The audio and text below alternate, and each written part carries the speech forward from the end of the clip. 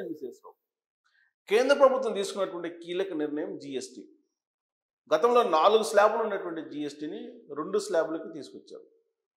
దీంతో వస్తువుల రేట్లు భారీగా తగ్గబోతున్నాయి, కార్ల రేట్లు తగ్గిపోతున్నాయి, బంగారం రేట్లు తగ్గబోతున్నాయి అని చెప్పేసి అనుకున్నారు. కానీ వినియోగదారులకు వచ్చేటప్పటికి అవి అందని ద్రాక్ష పళ్ళలాగానే మిగిలిపోయే ప్రమాదం పొంచి ఉంది. అందుకే కేంద్ర ఆర్థిక శాఖ మంత్రి నిర్మలా సీతారామన్ గారు తగ్గించినటువంటి జీఎస్టీ ట్యాక్సులు వినియోగదారులకి అందే విధంగా చర్యలు చేపట్టబోతున్నాము, దాని మీద పర్యవేక్షణ చేయబోతున్నాము అనేటువంటి అనౌన్స్మెంట్ చేశారు. అంటే కేంద్ర ప్రభుత్వానికి కూడా తెలుసు, ఒకవేళ జీఎస్టీ తగ్గించినప్పటికీ ఇళ్ల ధరలు తగ్గవు, సిమెంట్ ధరలు తగ్గవు, ఇతర కమోడిటీస్ ధరలు తగ్గవు, కార్ల ధరలు తగ్గవు, బంగారం ధర తగ్గదు అనేటువంటి విషయం వాళ్ళకు కూడా అవగాహన ఉంది. కాకపోతే జీఎస్టీ ధర తగ్గినప్పుడు దానికి అనుగుణంగా ధరలు తగ్గాలి, తగ్గి తీరాలి.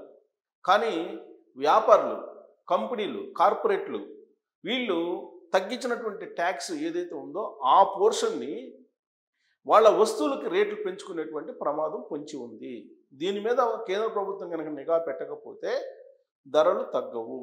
ఉదాహరణకి తీసుకుంటే కార్ల రేట్లు భారీగా తగ్గుతున్నాయి అని చెప్పేసి ప్రచారం జరిగింది. అలాగే బంగారం ధర భారీగా తగ్గబోతుంది అని చెప్పి ప్రచారం జరిగింది. కానీ ఇవాళ బులియన్ మార్కెట్లో తాజాగా చూస్తే బంగారం రేట్ని అమాంతం పెంచేశారు. ట్యాక్స్ ఇప్పుడు 28% జీఎస్టీని కాస్త 15% తీసుకొచ్చినప్పటికీ కూడా ఆ పోర్షన్ ఏదైతే ఉందో 13% పోర్షను దాన్ని మించినటువంటి విధంగా ధరలు పెంచేశారు. బులియన్ మార్కెట్ ఆ మేరకు సిండికేట్గా ఏర్పడింది. ఇది ఒక అంశం.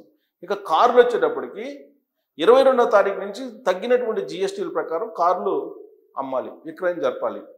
కానీ ఈ లోపుగానే ఇన్వాయిస్ రేట్లని రైజ్ చేస్తున్నారు. ఇన్వాయిస్ రేట్ని రైజ్ చేసేసి ఈ 10%, 15% తగ్గినటువంటి రేట్ ఏదైతే ఉందో దాన్ని ఆ ఇన్వాయిస్లో పెంచి యాడ్ చేసి చూపిస్తున్నారు. కాబట్టి వినియోగదారులకి లభించేటువంటి లబ్ధి చాలా తక్కువ. ఈవెన్ స్టీల్ కానీ, ఇనుము కానీ, సిమెంట్ కానీ ఇవన్నీ అన్ని వస్తువులకు సంబంధించిన ధరలు పెంచుకుంటూ పోతున్నారు.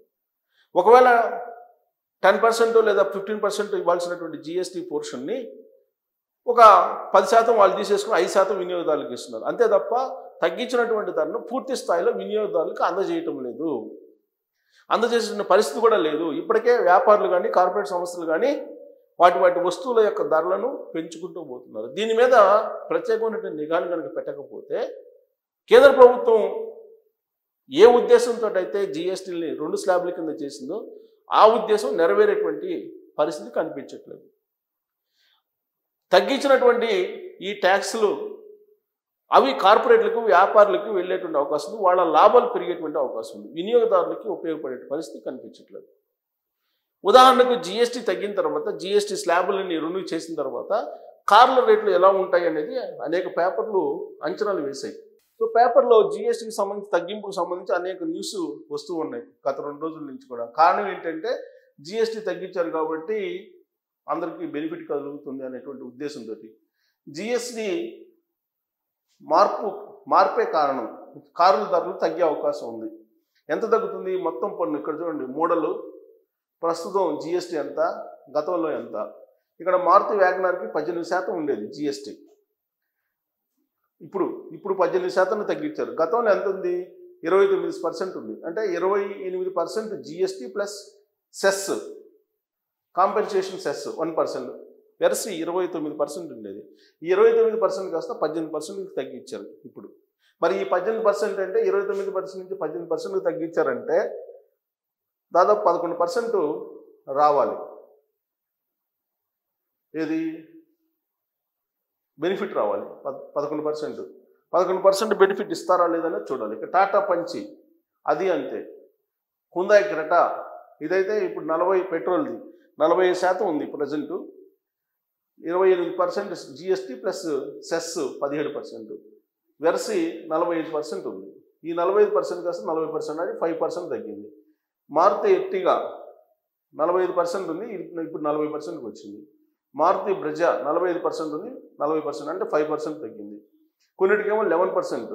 మారుతి స్విఫ్ట్ 29% ఉంది, ఇప్పుడు 11%. దీనికి కూడా 11%, ఆల్మోస్ట్ 11% తగ్గింది. మారుతి బెలోనా ఇది 11% తగ్గింది. మారుతి ఫ్రాంక్స్ 11% తగ్గింది. మారుతి డిజైర్ 11% తగ్గింది. మహేంద్ర స్కార్పియో ఇది 10% తగ్గింది. మహేంద్ర స్కార్పియో. సో తగ్గించినటువంటి దాని ప్రకారం ఇవ్వాలి. అంటే 11% అంటే ఆల్మోస్ట్ ఆన్ రోడ్ ప్రైస్ 8 ఉందనుకోండి, కానీ ఇన్వాయిస్ బేసిస్ కొని ఇస్తారు. ఇన్వాయిస్ ప్రైస్ ఒక 5 లక్షలు ఉందనుకోండి, 11% అంటే దాదాపు 50-60 వేలు బెనిఫిట్ ఇవ్వాలి. ఆ బెనిఫిట్ ఇస్తారా? జనరల్గా ఈ అక్టోబరు, దసరా, దీపావళి ఈ సందర్భంగా వాళ్ళు కొన్ని కంపెనీల బోనస్లు ఇస్తుంటారు. ఇప్పుడు ఆ బోనస్లు ఇచ్చేటువంటి పరిస్థితి ఉండదు. ఆ బోనస్లు అవన్నీ తీసేసి ఇప్పుడు ఈ కార్పొరేట్ ట్యాక్స్ తగ్గింది కాబట్టి దాంట్లో చూపిస్తారు. ఇప్పుడు ఇది కనుక తగ్గించకపోతే కనుక ఈ దసరాకి, దీపావళికి వాళ్ళే 20,000, 25,000 బోనస్ ఇస్తుంటారు, తగ్గించి ఆఫర్స్ ఇస్తుంటారు. ఇప్పుడు ఆఫర్స్ ఎవరు ప్లస్ ఈ తగ్గించినటువంటి ట్యాక్స్ మొత్తం కూడా తగ్గించరు, ఇన్వాయిస్ రైజ్ చేస్తారు. ఇన్వాయిస్ రైజ్ చేసి చూపించడానికి ప్రమాదం ఉంది అని చెప్పి ఇప్పుడు కేంద్ర ప్రభుత్వానికి తెలుసు. అందుకే కేంద్ర ప్రభుత్వం నిర్మలా సీతారామన్ గారు చెప్తున్నారు, దీని మీద నిఘా పెట్టాము అని చెప్పేసి. ఇక జిఎస్టి కోత జోష్ నింపిన చూచీలు